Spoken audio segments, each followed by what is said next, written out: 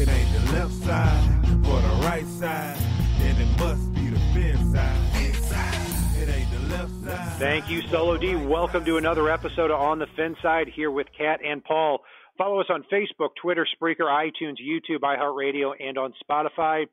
Follow our merch store, too, on thefinside.threadless.com. We've got a lot of great stuff going on over there, too. The Dolphins, Paul, traveled to Lambeau Field this weekend to play the Green Bay Packers. If the season ended today now, the 5-4 Dolphins would be picking 20th in the draft, and the 3-4-1 Packers would be picking 14th. Doesn't feel that way. Nevertheless, the Packers are well-deserved 10-point favorites here in Lambeau after a 14-point loss to the New England Patriots last week. Seems here like the Dolphins are kind of limping into this game as they do everyone, but man, oh man, if they can pull off an upset here and get to 6-4 and head into the bye week and get Tannehill back, we could have some fun here in the last 6 games. 6-4-1 or 6-4. That wouldn't be too bad, but that would also tell me David Fales got in the game. I'm a little worried about Brock Osweiler coming out yet again after that horrendous performance against an okay defense and playing against Green Bay here. I mean, he's going to have to keep pace with Aaron-Rodgers, and that's a little bit scary to me no matter what Rodgers has for weapons right now. Yeah, in 6 of the last 7 games, the Packers' pass defense has allowed the opposing quarterback to have a rating over 102. But given that, too, that, even though they've allowed the quarterbacks to be very efficient, doesn't mean that Brock Osweiler is going to be that same way. I mean, there's a lot of problems there with the Dolphins that we well documented in our review of the Jets game. Also, too, seems like we're complaining week in, week out. It's same thing every time. Kenyon Drake last week, 3 carries to Frank Gore's 20. In this type of game where it's going to be hard to pass the football because your quarterback's not doing well, really highlights Kenyon Drake needing to get into the game and running the football. Not only that, but it also highlights the fact that, with a quarterback that can only throw it 4 yards, guys like Jakeem Grant need to get a lot more involved. I mean, I have no issue with a package that features Grant and Drake split wide and running a bunch of little short routes for the pump and dump and hoping that they can do something after the catch, because those are 2 guys that can make the first guy miss and potentially make something special happen from a 4-yard screen pass. And the Packers do have a very young secondary. I mean, they've got Jair Alexander out there, who's been very impressive in his rookie year. Safety Josh Jones in his second year. Kevin King is going to be very iffy for this game. He's in his second year. But somewhat inexperienced secondary, not the greatest tacklers, and especially with Kevin King as well. But this is a game here where you can get some missed tackles from the Green Bay Packers. Hopefully Jakeem Grant and Kenyon Drake are the ones out there on the field to make that difference. One matchup advantage I think the Dolphins do have on offense is if Laramie Tunsil and Juwan James are healthy enough to play in this game, and it looks like that they will be at the time we're recording, the Packers don't have a big pass rush either. The leader on their team is Kyler Fackrell, their 3rd or 4th outside linebacker with 4 sacks. Clay Matthews only 2.5 sacks this year. Nick Perry has been a very good player for a while, but he's been pretty much invisible. So, unfortunately, this is a game that the Dolphins will probably be able to protect the quarterback pretty well, or at least you would hope. They should be able to. I mean, I won't discount Osweiler's ability to take a sack, but it's Miami should be able to win the battle in the trenches if they trot a healthy offensive line out there. And that could be a big difference for a guy like Frank Gore. And it could be a difference if they get Drake involved. But, again, it's with Ted Larson, Laramie Tunsil, and Juwan James all nursing injuries. That's a little bit of an if right now, but hopefully we'll see both those guys, or all 3 of those guys get out there, at least 2 of them, and Jake Brendel. And Ted Larson has been just putrid over the last 4 to 5 weeks now. His Pro Football Focus grade against the Jets last week, I don't know how seriously our listeners take Pro Football Focus, but he had the lowest grade out of any player in any game this year for the Dolphins last week. I mean, he's just not getting it done in there, and it doesn't get easier this week. Mike Daniels for the Packers is a Pro Bowl caliber player.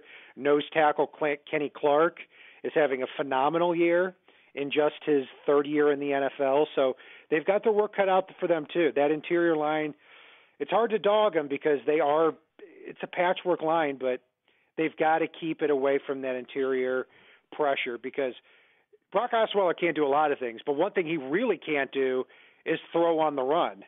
I mean, once he gets out of the pocket, that ball's going in the fourth row. Yeah, and one thing one of our listeners brought up, and it's something I know you and I would like to see, is I would love to see Miami trot Brendel out at center and bump Swanson out to left guard at this point.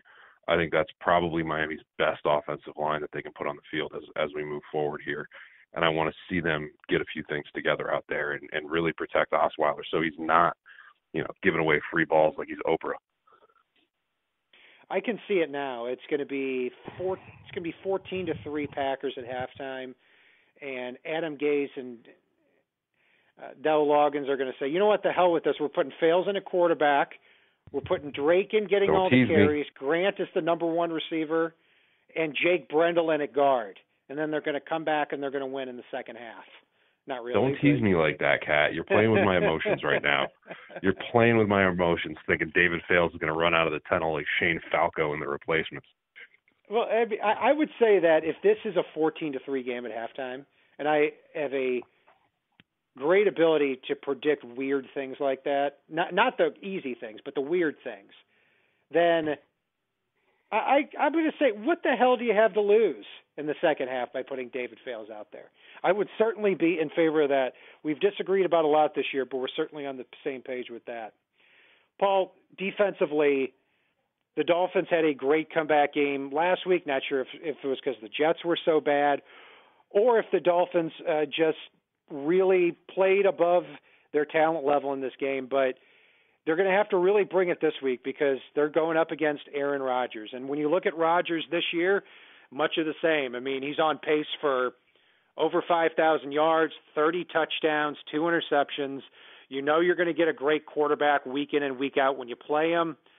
So it really makes the pass rush that much more important this week with a quarterback in Rodgers who is a pocket passer but can break the pocket too. Yeah, you have to do a little bit of what you did with Marcus Mariota in week one. A lot of people forget how mobile Aaron Rodgers can truly be. And so you have to sacrifice a little bit of pass rush to protect against him taking on the run here. The interesting thing, too, is going to be when you look at the secondary for Miami. Rashad Jones has come out, said that he's okay with a rotation, no matter what that means, to get Minkah Fitzpatrick on the field. And, God, I know we bitch about this every week, but leave it to Burke to take what everybody has been saying about getting Minkah out on the field and still screw that up and rotate him with your All-Pro. You got T.J. McDonald, who had we'll go with Renaissance game last week and, had a decent game. Not a great game, a decent game. And you've got an all-pro safety out there, and instead you're rotating Minkah through 3 positions out there. I'd be even less surprised if he started rotating him with Xavier Howard too. That's how goofy I think Matt Burke is, and the way that he can find the right thing and still screw it up. Yeah, I'm with you on that. Defensively, I think the biggest thing too the Dolphins need to do is have Xavier Howard shadow Davante Adams. I mean, Davante Adams already this year, 58 catches, 730 yards, 7 touchdowns, on pace for another monster year. If Howard can do to Adams what he did to DeAndre Hopkins in the first 3 quarters of the Texans game, then they're going to force an injured Jimmy Graham, a raw Marcus Valdes-Scantling, and a Randall Cobb that's kind of a shadow of his former self. Going to force those weapons to beat you, and I think that's what the Dolphins need to do to have any shot here against Aaron Rodgers. But a whole different thing, too, is Aaron Jones, their running back, over the last couple of weeks has been on fire, and I think this is a guy that's really on the verge. I mean, 26 carries for, I think, 122 yards over the last 2 weeks, over 6 yards a carry. The Dolphins need to bring that run defense that they brought to the Jets in here last week. But Aaron Jones is certainly on fire with that too. Yeah, and I really need to see Miami's linebackers cover like they did last week again. Miami can get back in the turnover game. If they can get that pass rush going again, that's how Miami can win this game here. It's simple as that. That pass rush generates turnovers. Miami's secondary, Miami's linebacker core are athletic enough to make plays if the Dolphins can hurry Aaron-Rodgers. So that's going to be absolutely critical in this one. I'm not worried about their running game other than Rodgers at times. And for me, it's you've got to put a hat on him a few times and force him into some throws he doesn't want to make. And we'll see if Miami can do that here. Cameron Wake's had 2 great games in a row and looks like more of his former self here. And it had a huge impact on the defense over the last 2 weeks. This week he is scheduled to go up against right tackle and former first-round pick Brian Bulaga, but Bulaga got hurt last week too. So if he is injured or hobbled in this game, we might see a lot more of Jason Spriggs, who hasn't been the best player for them ever since being a second-round pick out of Indiana. But they really do. It's a reoccurring theme. Again, the Dolphins need to be able – it seems like every week we're saying Xavier Howard needs to shadow the best receiver, and they need to force that pass rush for this defense to work. So, Paul, what's your prediction? How do you see this game going? So I was just thinking a little bit about what you said before about David Fales coming into the game. I don't think Gase is smart enough to do that at halftime, but I think if they go in down 14-3 at halftime and Osweiler struggles coming out of the gate in the third quarter, I think Gase will see what we have in Fales, and I think Fales will lead a little bit of a comeback win here. I think Miami pulls it out with David Fales at the helm in the second half, turns him into a hero, and wins this one 24-21. Wow, that's quite a prediction. I mean, I was joking before when I said Fales, so I think I lit a fire under you. You teased me, and this is the result. I see. So I think the Dolphins are going to get shellacked in this. I think Brock Osweiler plays the whole game. I think they struggle to move the ball again. And I see this being a little bit closer to halftime, maybe a 17 to 10 game around halftime. And then coming out of the tunnel, I think the Packers score immediately. It gets to 24-10, and then it's all downhill from there. I see this game being 34-13 Packers. Packers win big here. Dolphins fall to 5-5, and hopefully they can string together 4 or 5 wins after the bye week to give them a shot at a winning season and an outside shot at the postseason. That will do it for our break. I really hope our listeners roast you in our comments before they comment or click like and subscribe on our page, even though you just predicted that and cursed us. Well, I'll tell you what. Anytime you've predicted a win and I predicted double-digit loss, hate to tell you, but usually I'm right. So we'll see what happens. Roast him in the comments, please. Trust me, nobody wants to see a Dolphins win more than I do. But going down to Green Bay, 10-point underdogs. I don't know. I mean, luckily I'm going to be in Philadelphia this weekend at the Eagles-Cowboys game at night. So, can you order an Osweiler jersey just to have Fales get to come in this game? Because if you order a jersey, he'll get hurt by halftime. That's true. That's a very astute observation. But I might be breaking the trend this year because the 2 jerseys I've got in my closet are Tunsil and Minkah Fitzpatrick. So it's been a big year on the jersey front. But Tunsil, who got injured last week?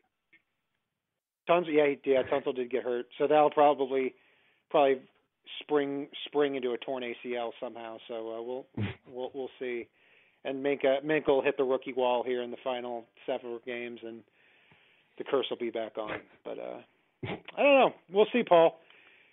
So I am going to end the show on that note, and you can find us on Facebook, Twitter, Spreaker, iTunes, YouTube, and on iHeartRadio and on Spotify. And also check out our merch store, too, on the FinSide.threadless.com. Also check out our podcast as well with Troy Heinrichs of Packers Fan Podcast. He breaks down really the whole Packers roster. Did a great job. It's a great segment. And if it's not on the right side and it's not on the left side, it is on the Fin side. Solo D, take us home. It ain't the left side or the right side, and it must be the Fin side. Inside. It ain't the left side or the right side, and it must be the Fin side. Listen, Dolphins fans across the land all tuning in to see what Brian, Cat, and Paul